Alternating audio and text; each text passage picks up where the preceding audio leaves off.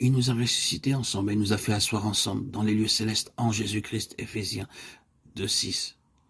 Les vainqueurs doivent apprendre à exercer l'autorité de Christ dans la prière. La prière dans l'Écriture n'est pas seulement une requête, bien plus, elle est l'expression de l'autorité.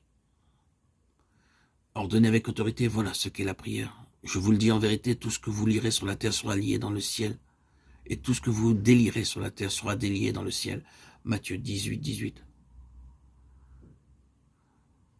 Je vous le dis en vérité, si quelqu'un dit à cette montagne, ôte-toi de là et jette-toi dans la mer, et s'il ne doute point en son cœur, mais croit que ce qu'il dit arrive, il le verra s'accomplir.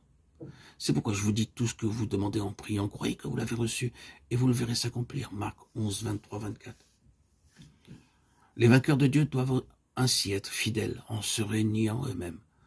Renier le monde et Satan d'une part, savoir aussi exercer l'autorité de Christ d'autre part.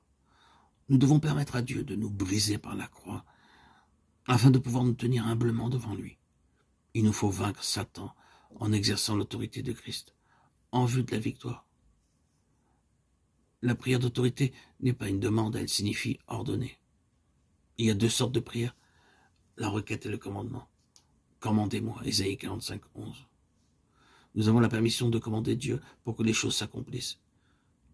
C'est la caractéristique de la prière d'autorité. Elle est l'expérience de ceux qui vivent dans la valeur et la signification de l'ascension de Christ. La mort et la résurrection de Christ, comme déjà souligné, a réglé 4 points importants pour Dieu. La mort de Christ met un terme à tout ce qui est adamique. Sa résurrection nous accorde une base nouvelle. Son ascension nous donne une position céleste au-dessus de toute domination, de toute autorité, de toute puissance, de toute dignité et de tout nom qui se peut nommer, non seulement dans les siècles présents, mais encore dans les siècles à venir. Car nous n'avons pas à lutter contre la chair et le sang, mais contre les dominations, contre les autorités, contre les princes de ce monde, de ténèbres, contre les esprits méchants dans les lieux célestes. C'est pourquoi prenez toutes les armes de Dieu afin de pouvoir persister dans le mauvais jour et tenir ferme après avoir tout surmonté. Éphésiens 6, 12, 13.